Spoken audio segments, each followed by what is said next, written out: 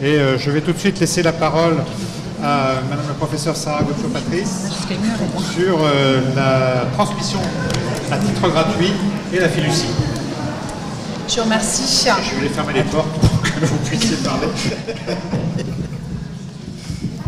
Alors avant toute chose, je souhaite remercier le cabinet Fidal et Claire Farge pour toute la patience dont elle a su faire preuve durant ces longs mois, sa disponibilité, sa réactivité au mail, c'était impressionnant.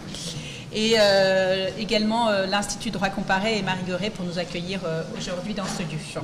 Je remercie aussi mes voisins d'avoir accepté de participer à cette table ronde sur la fiducie transmission. Je les remercie d'autant plus que c'est un défi à relever, tant la condamnation en droit français semble sans appel, puisque je vous rappelle, l'article 2013 du Code civil dispose que le contrat de fiducie est nul s'il procède d'une intention libérale au profit du bénéficiaire. Cette nullité est d'ordre public. Et le régime fiscal évoqué tout à l'heure est pour le moins dissuasif et il faudrait être vraiment téméraire pour se lancer dans une telle opération. Et pourtant, cette table ronde va nous donner l'occasion de vous montrer que ce refus de consacrer la fiducie libéralité est infondé à plusieurs titres, que les objections qui ont pu être avancées par le passé ne sont pas pertinentes et peut-être dessiner les contours d'une future fiducie libéralité. C'est aussi l'occasion de rappeler que les outils dont nous disposons aujourd'hui ne présentent pas la souplesse de la fiducie et ne peuvent pas être considérés comme équivalents. Ça a déjà été évoqué ce matin, mais je pense que ça sera l'occasion d'y revenir. Et enfin, cette table ronde permettra aux praticiens qui m'entourent de vous montrer comment ils parviennent à contourner cet interdit et comment la fiducie peut d'ores et déjà être un vecteur de transmission. Et sans plus attendre, je passe immédiatement la parole à mon voisin Michel Guimel. Merci. J'ai beaucoup parlé ce matin, donc je serai assez bref. Je voudrais simplement poser 3 ou 4 questions.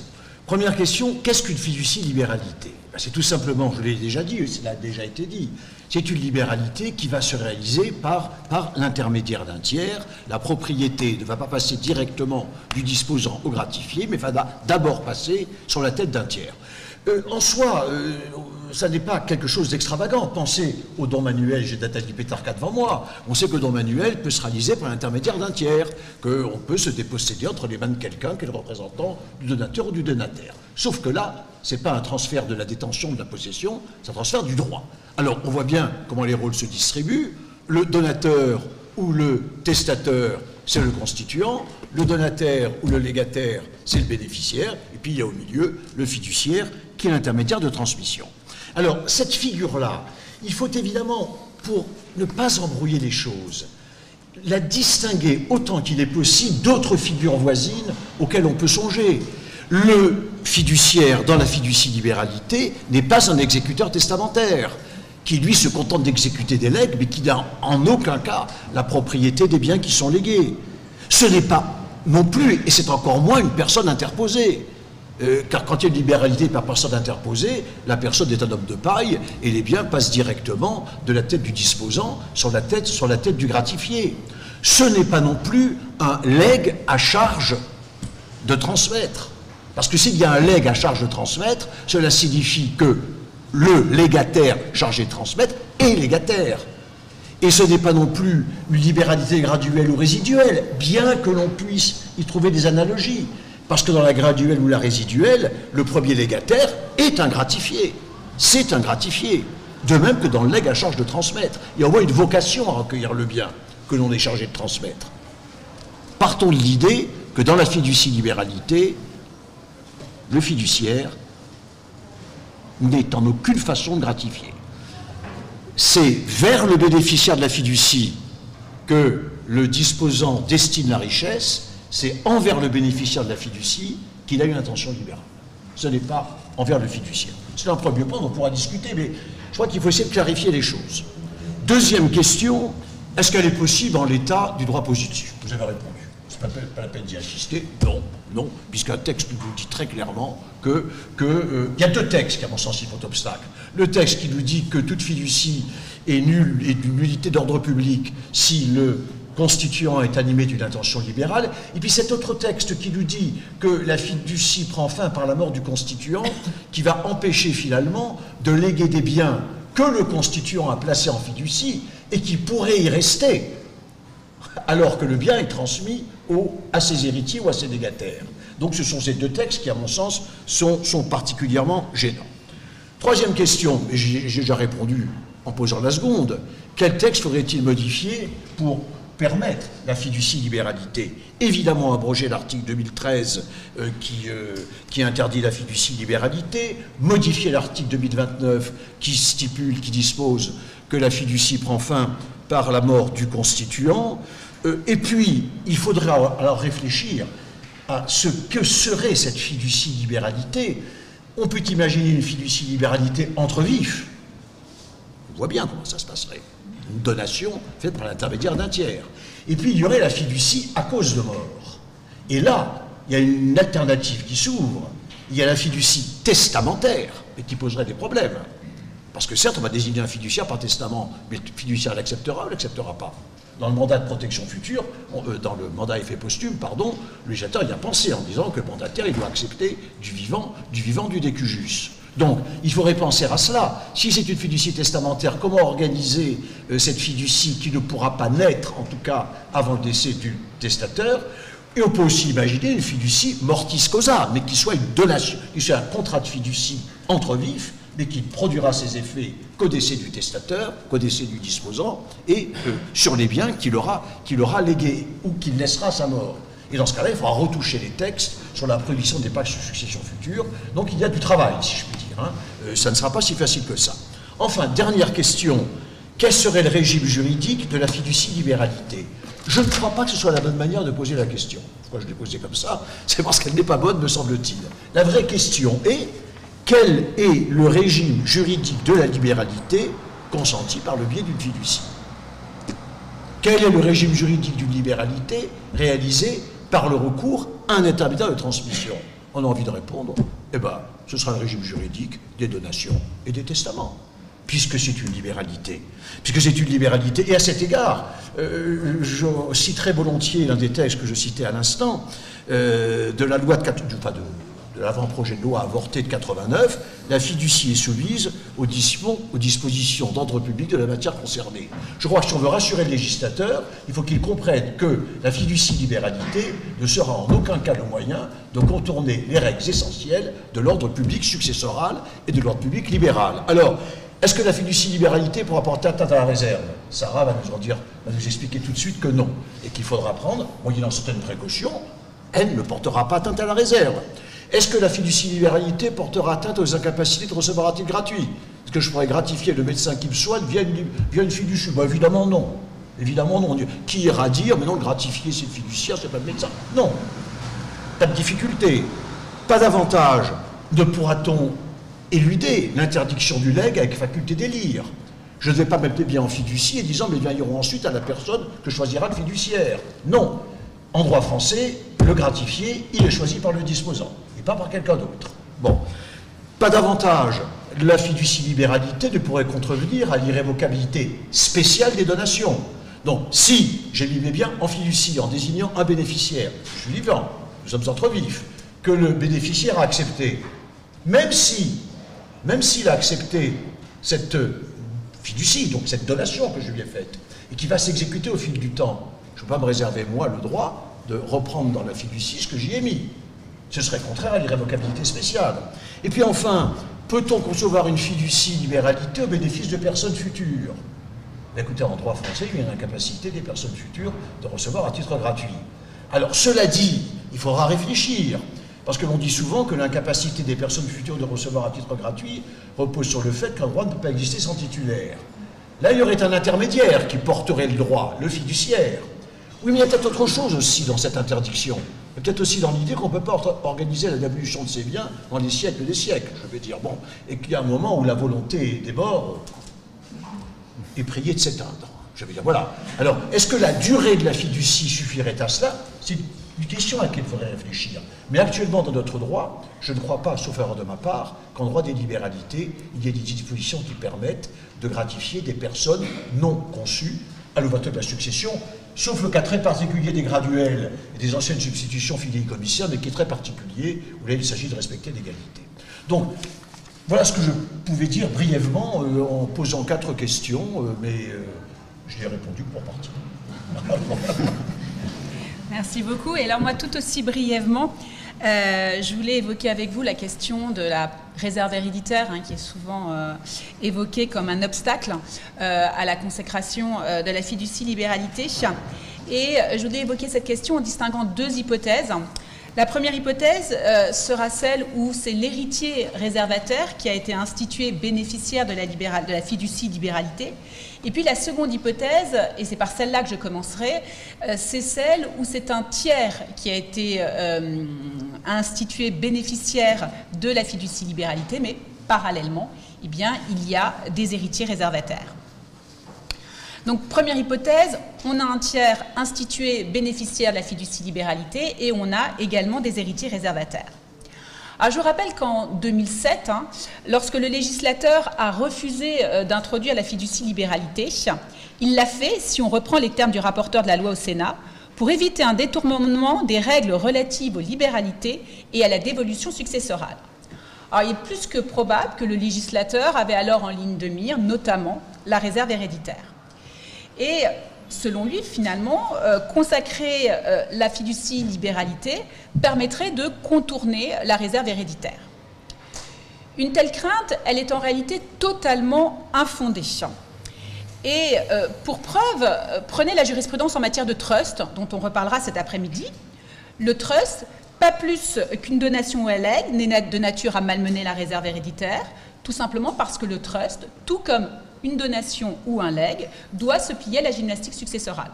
Eh bien, ce qui est vrai pour le trust le sera tout autant pour la fiducie libéralité. Elle devra tout comme les donations et les legs être incluses dans la masse de calcul de la réserve héréditaire. Elle devra tout comme les donations et les legs être imputées sur la quotité disponible. Et elle pourra, tout comme les donations et legs, être réduite. Alors, l'exercice, il faut le reconnaître, n'est pas simple, à raison du caractère triangulaire et de la dimension temporelle de l'opération. Les auteurs de l'avant-projet de loi de 1991 sur la fiducie s'étaient sans doute un petit peu pris les pieds dans le tapis et les solutions retenues n'étaient pas totalement convaincantes.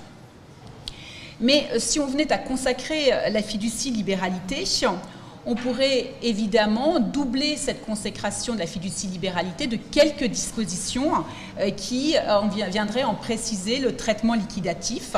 Et pour ce faire, il suffirait d'avoir à l'esprit les règles qui, en droit français, commandent la réduction des donations et des legs et de les appliquer à la fiducie libéralité. Alors, sur cette question, j'en dirai pas plus. Et je vous invite simplement, j'ai vu qu'il avait été annexé au dossier qui a été remis ce matin, à lire l'article de Michel Grimaldi, justement, sur l'avant-projet de loi de 91, où il évoque, en tout cas, vous reprenez les dispositions contenues, relatives à la réduction, qui étaient contenues dans l'avant-projet. Alors maintenant, hypothèse 2, le bénéficiaire de la fiducie libéralité est un héritier réservataire. Et là, pour s'opposer à la consécration de la fiducie libéralité, on invoque classiquement l'article 912 du Code civil, puisque cet article consacre le droit des héritiers réservataires à recevoir leurs réserves libres de toute charge. Or, autoriser la mise en place d'une fiducie libéralité dont les héritiers réservataires seraient à terme les bénéficiaires, eh bien, serait porter atteinte à ce droit. Le raisonnement semble à première vue imparable, et il est évident que les héritiers réservataires devraient pouvoir demander le cantonnement de la charge à hauteur de la quotité disponible. Néanmoins, on pourrait peut-être considérer que l'équation va se trouver modifiée si les héritiers réservataires expriment leur accord à la mise en œuvre de cette fiducie libéralité. À première vue, la réponse devrait être négative, du moins si l'héritier réservataire donne son accord du vivant du constituant, puisque cela pourrait être assimilé à un pacte sur succession future, dans la mesure où il s'agirait pour l'héritier réservataire de renoncer à un droit, sa réserve libre de toute charge, sur une succession non ouverte. Encore que. Encore que la loi du 23 juin 2006, et je ne vous apprends rien, a introduit un mécanisme, la renonciation anticipée à exercer l'action en réduction, dont le régime figure aux articles 929. Et la question qu'on pourrait se poser est de savoir si cette renonciation anticipée à exercer l'action en réduction pourrait être mobilisée pour donner effet à une fiducie libéralité. Est-ce que les héritiers réservataires bénéficiaires de la fiducie libéralité ne pourraient pas consentir une rare? Certains en doutent. Deux types d'objections. La première objection, c'est qu'on enseigne traditionnellement que la rare doit être consentie en faveur du bénéficiaire d'une libéralité. Or, si rare il y a ici, au mieux, elle sera établie en faveur du fiduciaire qui n'est pas un gratifié.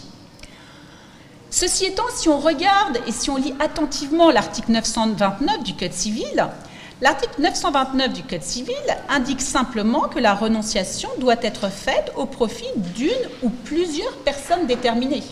Il n'indique pas qu'elle doit être faite au profit d'un gratifié ou d'un bénéficiaire d'une libéralité, ce qui, effectivement, pourrait ouvrir des portes. Seconde objection qui est souvent avancée, c'est que finalement la renonciation à agir en réduction, elle conduit à priver l'héritier réservataire de tout droit sur le bien transmis au bénéficiaire de la libéralité. Or, en l'occurrence, cette renonciation qui serait faite viserait simplement à retarder dans l'héritier réservataire dans ses droits à réserve, puisqu'il accepterait cette charge que constituerait la propriété fiduciaire. Au fond, plus qu'une renonciation à agir en réduction, il s'agirait d'une renonciation à agir en cantonnement de la libéralité fiducie. L'action n'ayant pas le même objet, elle ne serait donc pas possible. À cela, à mon avis, il peut être objecté deux choses. La première chose, c'est qui peut le plus, peut le moins. Un héritier peut renoncer à être rempli de ses droits dans la réserve. Il devrait pouvoir renoncer à recevoir cette réserve libre de toute charge. Au fond, la renonciation au cantonnement n'est qu'une déclinaison de la renonciation à la réduction. Et puis, deuxième argument, lorsque l'héritier réservataire renonce de façon anticipée à agir en réduction en usufruit, est-ce qu'on ne peut pas considérer que dans une certaine mesure, il accepte de recevoir sa réserve grevée d'une charge? N'oublions pas en effet que la rare, c'est un instrument à géométrie variable. Autant dire qu'à mon sens, la consécration de la rare avec la loi du 23 juin 2006 a sans doute levé un certain nombre d'obstacles à la consécration de la fiducie libéralité. Plus encore, je crois que cette loi a ouvert la voie à la consécration de la fiducie libéralité et il suffit pour ce faire de se rappeler le régime de la libéralité graduelle. Il s'agit en aucun cas ici de dire que la fiducie libéralité est équivalente à la libéralité graduelle. Je refuse toute assimilation et je rejoins totalement les propos sur cette question-là. Néanmoins, on pourrait s'inspirer de ce régime. Cette libéralité, rappelons-le, elle repose sur une double transmission successive. Le premier gratifié s'engage à conserver et à transmettre les biens reçus du disposant, et le second gratifié est réputé tenir ses droits, lui aussi, du disposant. En principe, on le sait, cette charge de conserver et de transmettre ne peut porter que sur la quotité disponible. Mais, avec l'accord du premier gratifié, il pourra porter sur la réserve héréditaire, et l'article 1054, il me semble, précise d'ailleurs que si l'accord est donné dans un acte postérieur à la libéralité, il doit être donné dans les formes de la rare.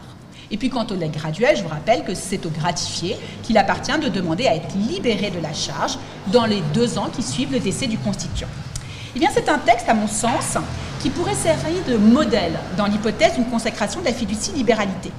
En respectant un formalisme renforcé, rien ne devrait s'opposer à ce que la fiducie libéralité puisse porter, avec l'accord du bénéficiaire, sur sa réserve héréditaire. Ce serait là un nouveau pacte de famille que beaucoup appellent de leur vœu, car il serait à même d'apporter une certaine fluidité dans la gestion des biens et c'est ça qui me semble essentiel, ne bouleverserait en rien l'équilibre successoral actuel. Et puis, s'il en fallait plus pour s'en convaincre, j'ajouterais qu'il y a déjà en droit français des fiducies libéralité auxquelles il ne manque en vérité que le nom. Alors pour l'heure, La pratique, eh bien, elle s'efforce de composer avec les contraintes textuelles évoquées tout à l'heure pour mettre en place une transmission qui emprunte, pourrais-je dire, à la fiducie libéralité. Et je passe très volontiers la parole à Maître Naveau pour vous éclairer sur ces stratégies contemporaines. Merci, bonjour à tous. La première question que je me suis posée en tant que notaire, et si j'ai un raisonnement très simpliste, c'est de me dire pourquoi est-ce que j'aurais besoin d'avoir dans ma boîte à outils le mécanisme de la fiducie libéralité, parce qu'après tout, la loi du 23 juin 2006 a instauré le mandat à effet posthume. Je rejoins ma consoeur, le mandat de protection future est un outil extrêmement puissant, mais qu'est-ce qu'il en est dans un cas de transmission à cause de mort du mandat à effet posthume? En fait, si on regarde d'un peu plus près le mandat à effet posthume, on s'aperçoit vite de ces limites qui sont conséquentes. D'abord, la nécessité qu'il soit justifié par un intérêt sérieux et légitime. Autre inconvénient, sa vocation à être limitée dans le temps, 2 ans, 5 ans dans certains cas et éventuellement prorogeables. Et puis des pouvoirs du mandataire qui sont extrêmement limités. Et enfin, l'absence de transfert de propriété qui permet aux héritiers de conserver leur faculté à disposer de leur patrimoine et donc de vendre les actifs qui sont visés par le mandat à effet posthume et de ce fait de mettre fin en lui-même au mandat à effet posthume. Donc on s'aperçoit vite qu'en pratique, l'outil plébiscité par le notariat du mandat à effet posthume connaît des limites qui sont importantes, limites que ne connaît pas l'institution fiduciaire. Et puis, il y a une autre thématique qui est importante pour moi, c'est que le mandat à effet posthume a pour effet de régir un patrimoine, ce qui peut être le cas d'une fiducie, mais elle pourrait aussi avoir une autre vocation, c'est de régir des intérêts, on va dire, extra-patrimoniaux. On pourrait avoir une vocation beaucoup plus large à la fiducie. On pourrait notamment penser à protéger une personne en plus de son patrimoine. On pense à des personnes sous influence, des personnes qui sont dans des situations de santé particulières ou des personnes qui ont besoin d'être accompagnées de manière particulière. Là, la fiducie aura une utilité beaucoup plus importante et surtout beaucoup plus efficace que mon mandat à effet posthume. Voilà. Et pour revenir et pour être un petit peu plus concret dans mes propos, comment on pourrait envisager une espèce de fiducie libéralité en devant composer aujourd'hui avec les règles qui existent. Ah, merci. Voilà. Je suis parti d'un petit cas pratique qui est le suivant. J'ai un couple qui va vendre son entreprise, qu'envisage de faire une donation à son enfant et qui souhaite que cet enfant ne fasse pas une utilité déraisonnable du produit de cession. Donc ce couple, lorsqu'il va faire sa donation, il va consentir la donation avec une double charge, celle d'apporter les titres au capital d'une société civile, par exemple, on verra un petit peu pourquoi après, et puis ensuite que cette société, eh bien, elle mette le produit de la vente en fiducie. On aura donc un contrat de fiducie qui sera à l'initiative d'une personne morale, qui sera à la fois le constituant de ce contrat de fiducie, mais aussi le bénéficiaire de ce contrat de fiducie. Pourquoi cette structuration? Eh bien, simplement parce que les parents, on l'a dit, peuvent avoir la volonté de confier cette gestion à un tiers, et le professeur Grimaldi l'a dit ce matin en introduction, le donataire n'a pas forcément l'envie de s'embêter à gérer un patrimoine conséquent, il peut avoir des intérêts qui sont ailleurs, pour reprendre votre expression. Voilà, et donc on peut avoir cette structuration qui est envisageable. La première question qu'on va se poser, c'est est-ce qu'elle est légalement possible? Est-ce qu'elle rentre dans le champ de la prohibition de la fiducie libéralité introduite à l'article 2013 du Code civil, nullité en plus qui est d'ordre public? Donc on a envie de savoir si ce schéma peut être pertinent ou pas. La majeure partie et la totalité des auteurs que j'ai pu lire considèrent que eh bien, cette structuration, il n'y a pas d'interdiction qui est faite au donateur d'imposer au donataire la charge de transférer les biens donnés à un patrimoine fiduciaire. La fiducie n'est alors pas une charge libérale, mais c'est l'effet d'une libéralité qui va la précéder. Dès lors, le bénéficiaire, je l'ai dit tout à l'heure, du contrat de fiducie va être le constituant lui-même. On n'a donc pas de tiers qui serait bénéficiaire de la fiducie et donc on échappe à l'interdiction de la fiducie libéralité. Puisque, à l'extinction du contrat de fiducie, la société redeviendra propriétaire du patrimoine fiduciaire. L'autre question qui se pose, c'est est-ce que les juges pourraient soumettre cette donation à charge de constituer une fiducie, éventuellement aux exigences relatives aux clauses d'inaliénabilité, à savoir un motif sérieux et puis une durée limitée dans le temps, puisque l'effet de la charge est de rendre indisponible un temps donné les biens donnés. Sur le motif sérieux, on revient à l'essence même de la structuration. Il peut être tout un fait de l'intérêt du donataire de voir ses biens gérés par une autre personne, par un professionnel, et de voir son patrimoine préservé quand la gestion de ce patrimoine nécessite des compétences particulières ou que le donataire n'a pas envie de gérer lui-même son patrimoine. Il y a un autre argument qui est de dire que dans une structuration un peu différente, on aurait pu mettre les biens donnés en société, mettre les biens donnés en fiducie préalablement à la donation, et à ce moment-là, j'aurais donné des titres d'une société dont l'actif était déjà mis en fiducie, et j'aurais peut-être eu un petit peu moins de scrupules, ou en tout cas, je me serais peut-être posé un petit peu moins de questions sur la validité de cette opération. La troisième thématique, et le professeur Gaucho-Patrice l'a longuement développée, c'est est-ce que cette structuration pourrait porter atteinte à la réserve héréditaire? Et on l'a vu avec le mécanisme de la renonciation à l'action-réduction et de son dérivé de la renonciation à l'action en cantonnement, eh bien on peut espérer que si ma libéralité est faite sur la quotité disponible et si j'ai la crainte qu'elle la dépasse, on puisse assortir cette libéralité avec charge d'une renonciation à l'action en cantonnement qui permettrait de sécuriser pleinement notre opération. Et le parallèle a été fait très rapidement pour s'en rapprocher, mais le mandat effet posthume, les libéralités graduelles peuvent être des mécanismes qui font qu'on s'accorde à dire qu'on devrait pouvoir, d'une certaine manière, renoncer à cantonner cette charge d'apporter en fiducie. Dernière question, qui est plus une question de structuration. Je vous rappelle la chronologie de mon exemple, qui consiste à dire que le donataire va apporter le produit de cession des actifs qui lui ont été donnés à une société civile. Cette société civile va ensuite transférer cet actif à un fiduciaire. Alors, pourquoi interposer une structure sociétaire? J'aurais pu simplement me contenter d'avoir une donation avec charge d'apporter le patrimoine donné ou le produit de cession du patrimoine donné en fiducie. Eh bien, le premier intérêt va être que la fiducie pourra se poursuivre au-delà du décès de la personne physique, puisque là, mon constituant va être une personne morale dont la durée de vie ne sera pas forcément la même que celle de ma personne physique. Donc, je vais pouvoir avoir une structuration qui va me permettre d'aller au-delà, peut-être, de la vie du donataire personne physique, tout en gardant à l'esprit ce que disait le professeur Grimaldi, jusqu'à quel point je vais pouvoir interagir après ma mort en sclérosant, entre guillemets, mon patrimoine. C'est une question qu'on doit évidemment garder à l'esprit.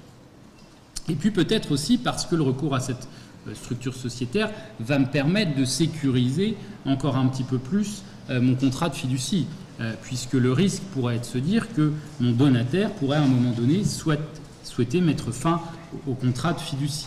Alors, on en a également parlé ce matin, on pourrait, et il sera de bon ton de prévoir une clause d'irrévocabilité temporaire si on considère qu'il n'y a pas d'ordre public, mais pour doublement sécuriser ce risque qu'on puisse mettre fin au contrat de fiducie, eh bien on pourra envisager d'interposer cette société civile dont il sera potentiellement plus difficile de mettre fin, de la dissoudre, puisque avec les règles du droit des sociétés, on essaiera de faire en sorte que sa dissolution soit peu aisée. Donc si sa dissolution soit peu aisée, comme c'est elle qui était à l'initiative de la constitution du contrat de fiducie, eh bien, il sera difficile de porter atteinte au contrat de fiducie en lui-même, tout en gardant également à l'esprit que les dispositions mises en œuvre en termes de droit des sociétés ne doivent pas non plus se rapprocher de contraintes qui sont liées aux clauses d'inaliénabilité. Voilà, à mon avis, une utilisation de la fiducie qui se rapproche, on va dire, d'un mécanisme de fiducie-libéralité tout en n'étant pas une fiducie-libéralité, mais qui fait qu'aujourd'hui, pour des patrimoines conséquents, on l'a dit, recourir au système fiduciaire dans le cadre d'une donation devrait permettre de satisfaire un certain nombre d'objectifs, à la fois de la volonté des donateurs, à la fois de préserver le patrimoine des donataires, mais aussi de s'intéresser à leurs intérêts extra-patrimoniaux.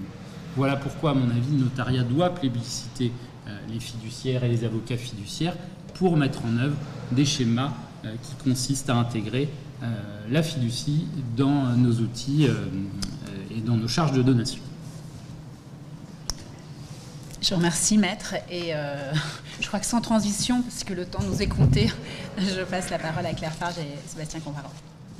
Alors, on va ici vous présenter deux dossiers, deux schémas dans lesquels on a intégré la fiducie dans le schéma de la transmission de manière assez audacieuse par rapport à l'interprétation communément admise de la lettre du Code civil.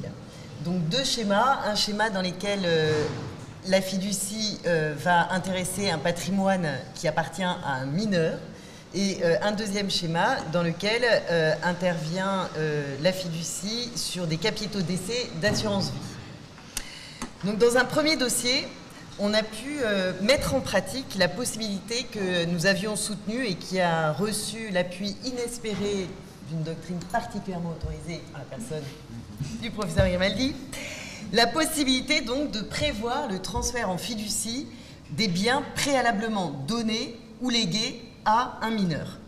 Donc dans ce premier schéma, on a une donation, en l'occurrence il s'agissait de plusieurs donations faites à des petits-enfants, à la fois mineurs et majeurs, et une donation s'agissant de celle faite à un petit enfant mineur qui contient une clause particulière et une clause qui est organisée par le Code civil, à l'article 384 du Code civil, qui permet, à l'occasion d'une donation faite à un mineur, la désignation d'un tiers administrateur qui va avoir les pleins pouvoirs de gestion sur le bien donné au mineur. C'est la clause dite de désignation d'un tiers administrateur au bien donné ou légué à un mineur.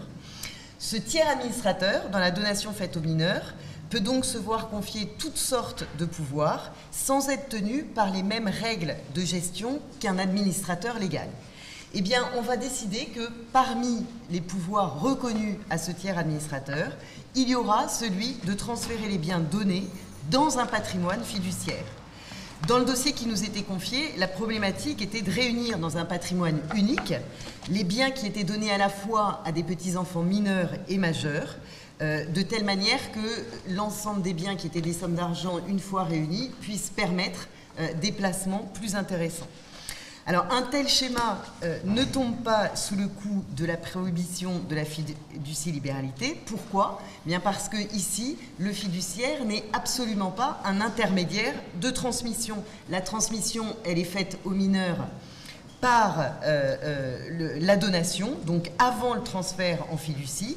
Et la fiducie dont il s'agit, c'est une fiducie de pure gestion. Il s'agit pour le fiduciaire de gérer les fonds qui appartiennent à un mineur à l'issue de la donation préalablement réalisée.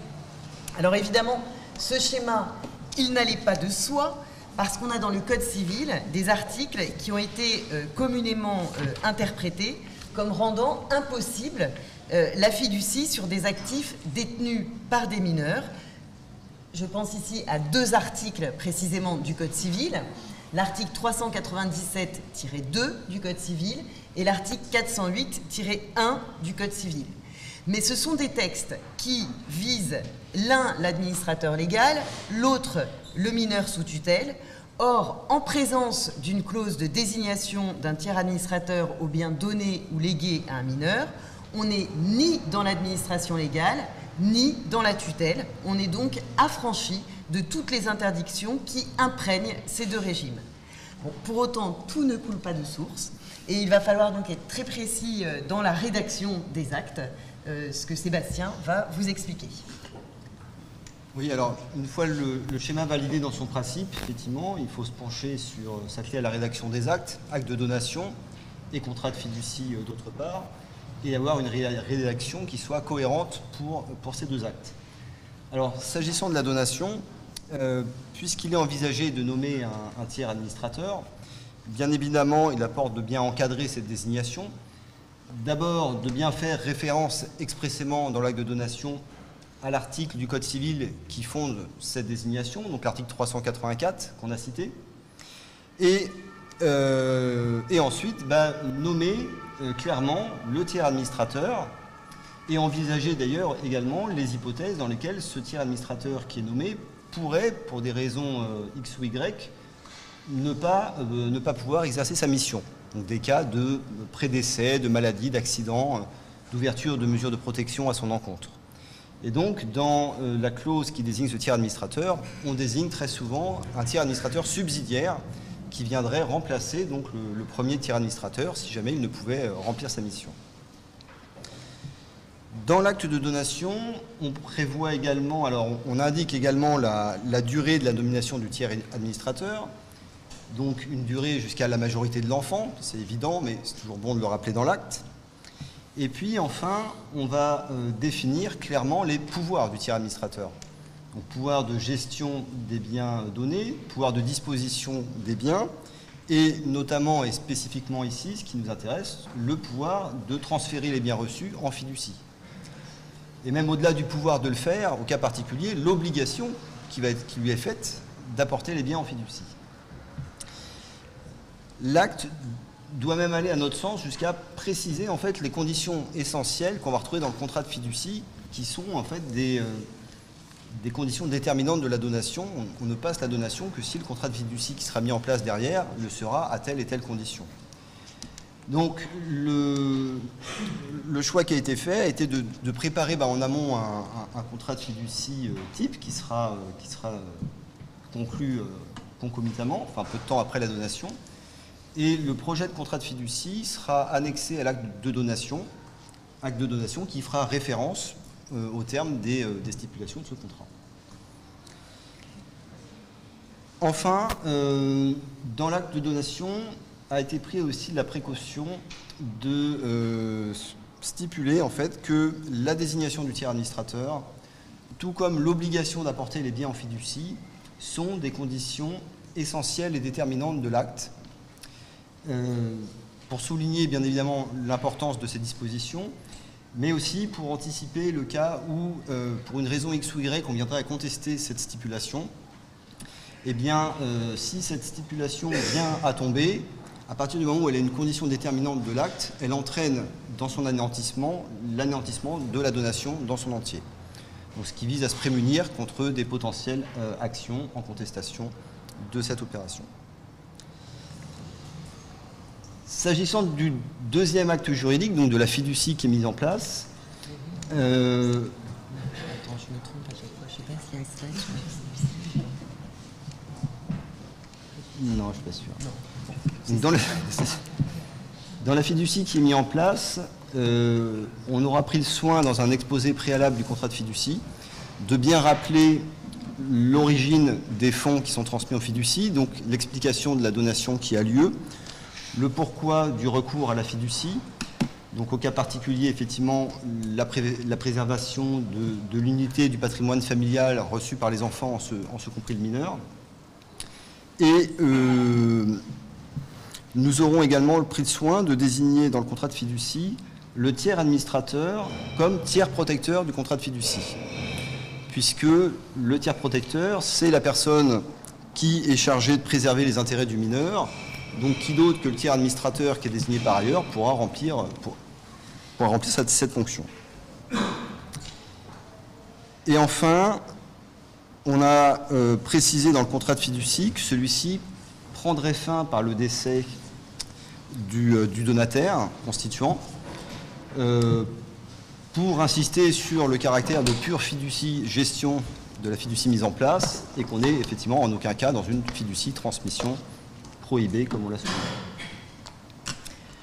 Alors le deuxième schéma que nous allons vous présenter a été imaginé pour répondre à une problématique qui nous est très fréquemment posée par les clients.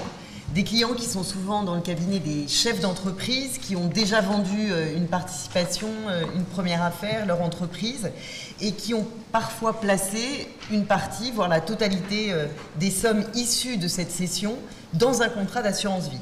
Contrat d'assurance vie qui, vous le savez, se distingue des autres placements financiers par l'existence d'une clause bénéficiaire qui prévoit qu'au cas où les sommes placées en assurance vie n'auraient pas toutes été consommées par le souscripteur de son vivant, seront versées à telle personne qui est désignée dans la clause bénéficiaire. Et il est très fréquent que la personne du bénéficiaire ne soit pas jugée par le souscripteur, donc par cet ancien chef d'entreprise, capable de gérer les sommes qui vont lui être remises au dénouement du contrat d'assurance vie, qui ne soit pas capable de les gérer et de les consommer de manière raisonnable. Aussi, on vient nous demander de trouver un moyen que les capitaux d'essai qui sont transmis au décès du souscripteur soient gérés de manière professionnelle et délivrés en petites coupures aux bénéficiaires sous forme d'une rente régulière ou en fonction d'événements qui seraient prédéfinis, achat d'un appartement, poursuite des études, etc.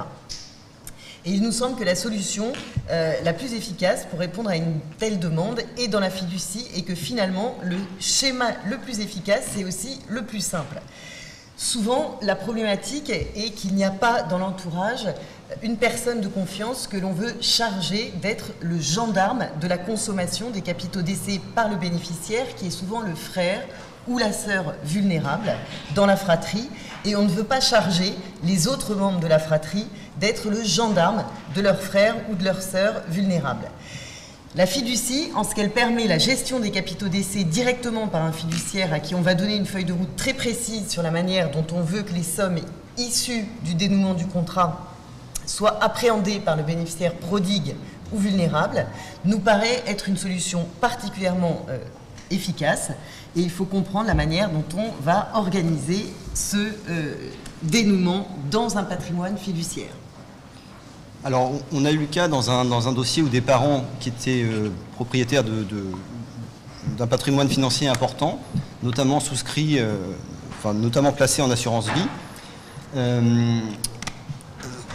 avaient un fils qui était le bénéficiaire du contrat, mais un fils qui n'était pas très stable. Donc un fils qui enchaînait des petits boulots, qui n'avait pas de domicile fixe. Un dossier que connaît bien Maître Nabou. Absolument. Et le peu qu'il gagnait, finalement, il le dépensait immédiatement. Donc ses parents l'aidaient en fait régulièrement, tous les mois lui versaient donc, de l'argent pour faire face à ses besoins. Et les parents étant âgés, ils envisageaient l'hypothèse où il n'était plus là, avec un fils qui allait potentiellement à leur décès recevoir des capitaux d'essai très importants, avec un risque qui dilapide tout à bref délai et qu'il n'y ait plus de source de revenus pour vivre. Donc il a été effectivement envisagé de faire gérer les capitaux d'essai par un fiduciaire dont la mission est de recevoir les capitaux d'essai, les faire fructifier et servir les revenus à l'enfant comme le font aujourd'hui les parents. Donc prendre la suite des parents postérieurement à leur décès. Donc on a modifié la clause bénéficiaire du contrat d'assurance vie pour imposer à l'enfant bénéficiaire la charge de transférer en fiducie les capitaux d'essai qu'il va recevoir au décès des parents. Alors la difficulté, c'était de s'assurer qu'au jour du décès des parents, l'enfant qui est désigné exécute bien la charge de transférer tout ça en fiducie, c'est-à-dire dans 10, 15 ou 20 ans plus tard. Et là aussi, ce qui a supposé plusieurs précautions rédactionnelles, à la fois dans la clause bénéficiaire, mais aussi dans le contrat de fiducie. Alors, dans la clause bénéficiaire, donc on a effectivement imposé à l'enfant la charge de transférer les sommes en fiducie. On a évidemment prévu la révocation de l'enfant en cas d'inexécution de la charge comme bénéficiaire, et donc la désignation de bénéficiaire subsidiaire de second rang en cas d'inexécution. On a également prévu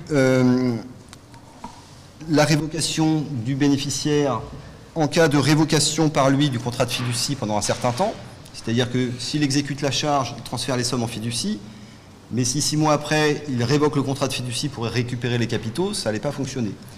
Donc dès la clause bénéficiaire, on a imposé que les sommes mises en fiducie le resteraient pendant une certaine durée, sous peine de révocation de la charge. S'agissant du contrat de fiducie, deux options étaient envisageables. Donc soit laisser le bénéficiaire désigné souscrire le contrat de fiducie, mais au moment du dénouement du contrat, donc des années plus tard, avec les incertitudes effectivement hein, que ça peut présenter, soit souscrire le contrat de fiducie dès aujourd'hui, donc demander à l'enfant de souscrire le contrat aujourd'hui, mais le contrat de fiducie est souscrit, le fiduciaire n'a alors vocation à récupérer les capitaux d'essai que plus tard, au moment du dénouement du contrat. Ce qui permet déjà de sécuriser la conclusion du contrat de fiducie, et ça facilitera à terme la réception des fonds par le fiduciaire qui pourra s'adresser directement à l'assureur sans que les fonds transitent par le patrimoine du bénéficiaire. Dernier point dans la clause bénéficiaire, on a également désigné un tiers de confiance pour s'assurer de la bonne exécution de la charge par le fils hein, désigné bénéficiaire.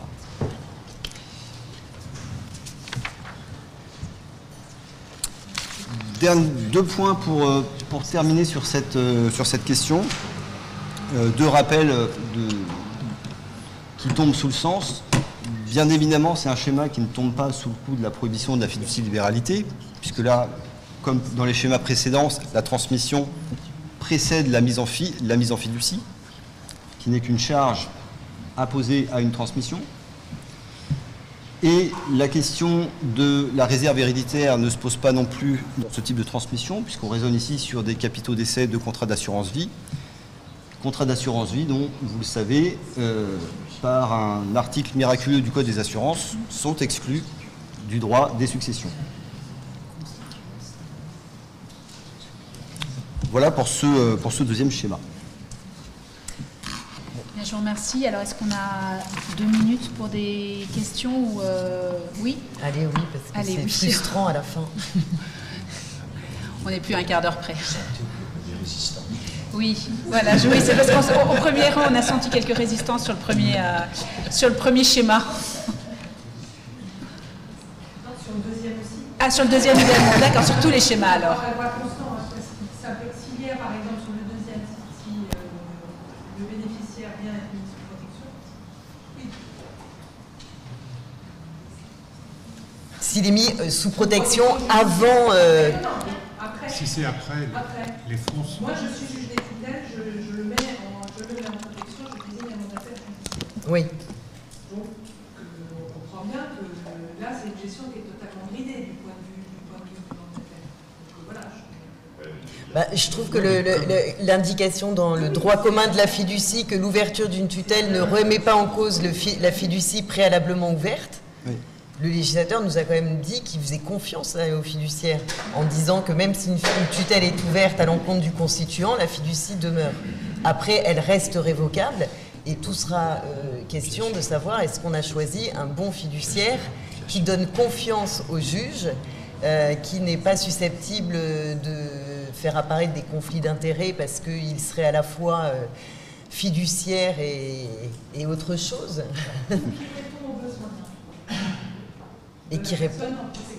Voilà. Et les revenus reviendront au tuteur. Non, mais j'entends bien. Je dis juste que après, ça faudra évidemment bien regarder ce qui a été écrit dans le contrat et si ça correspond bien à une gestion de la mesure de protection conforme aux intérêts du ça. Donc, c'est un peu risqué sur le premier, l'articulation entre l'administrateur, les administrateurs légaux, ensuite l'administrateur tiers tel que désigné. Ça supposait, mais il m'a été dit que les parents étaient déjà séparés, parce que j'ai compris, parce que là on pouvait potentiellement avoir un problème des titulaires de l'autorité parentale. Et ensuite, vous avez une articulation, une approche de l'appréciation de l'intérêt du mineur qui peut entrer en contradiction avec ce qui a été dit dans le contrat.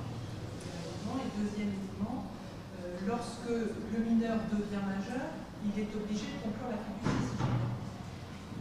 Ah non, justement, on prévoit bien que c'est pour la durée de la minorité, l'article 384, et sur l'intérêt du mineur, comme l'auteur est là, je le laisse répondre. Je vous ai vu frémir quand vous avez à la description de ce montage. Non, mais il est surprenant. Mais, non, mais écoutez. Il est dans le document, dans la pochette. Claire a exposé les éléments, et par ailleurs, il faut bien comprendre qu'avec j'aime pas le mot montage, mais enfin, qu'avec cette opération, les biens tombent dans le patrimoine du mineur sous la condition qu'ils soient en fiducie. Alors écoutez, dire à un mineur, tu ne les recueilleras pas parce qu'on ne te les donnera que s'ils sont en fiducie, je trouve ça absurde. Et c'est retourner l'interdiction entre les intérêts du mineur.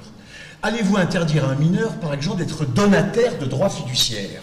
Si moi je suis bénéficiaire d'une fiducie, bon, est-ce que je peux donner ces droits à un enfant mineur? On ne va pas me dire non, on ne peut pas, parce qu'un mineur ne peut pas recevoir de biens en fiducie. Donc, autant on comprend les textes du Code civil qui interdisent que des biens appartenant aux mineurs soient transportés dans un patrimoine fiduciaire, autant je ne vois pas pourquoi on interdirait que des biens appartiennent à un mineur sous la condition qu'il soit en fiducie. Dès lors que la mise en fiducie est une condition de l'entrée. Et d'ailleurs, Gérard Corbu l'expliquait fort bien dans son livre où il expliquait l'article 384 en disant, enfin, qui était numéroté autrement à l'époque, en disant, au fond, si on interdisait cela, finalement, le mineur ne serait pas gratifié. Parce que moi, je ne vais pas gratifier un enfant mineur si je sais que c'est ses pères et mères, que je n'aime pas beaucoup, ou que j'aime bien, mais qui sont incompétents, qui vont gérer les biens. Voilà, je crois que c'est quelque chose sur quoi il faut beaucoup insister. Au-delà de la technique juridique, on n'est pas en présence d'une clause qui fait sortir les biens du patrimoine du mineur pour les faire entrer dans un patrimoine fiduciaire. Ce sont des biens qui sont acquis par le mineur sous la condition qu'ils soient sous fiducie. Donc s'ils ne le sont pas, ils ne sont pas acquis par lui. Moi, je sais pas, je trouve que c'est quelque chose qui... En tout cas, il faut regarder peut-être très attentivement, ah, sûr. y compris avec l'administrateur ad hoc. À titre anecdotique, pour ce dossier-là, il se trouve que le mineur en question qui a reçu le bien va devenir majeur. Le pacte fiduciaire prévoyait en fait sa fin au jour de la majorité des mineurs. Le mineur devenu majeur, le pacte fiduciaire vient à terme. Et le mineur, devenu majeur, souhaite la poursuite de la fiducie. Je le mentionne juste à titre. En plus, l'avantage, si vous voyez, c'est faire des amateurs de la fiducie. Que nous serons tous à la sortie ici. Tout le monde s'en persuadé. On explique aux justiciables l'intérêt de la fiducie. Et paradoxalement, dans ma pratique, sur des patrimoines complexes pour des mineurs ou sur des majeurs protégés, moi j'ai plutôt un discours de juge de la protection qui vont nous dire mettez en place des outils adaptés, les mandats de protection futurs pour soi-même ou pour autrui, mettez des tiers administrateurs dans des testaments pour des mineurs. Donc, nous, en tout cas, notaires, avocats, on a le sentiment de nous dire allez-y, servez-vous des outils du droit et voilà, donc, on a un petit peu envie d'y aller. Oui. Bien, je vous remercie. On voit comment la praticien s'efforce de faire bouger les lignes et je donne la parole, on passe la parole à la dernière table ronde de la matinée avec 1 heure de retard.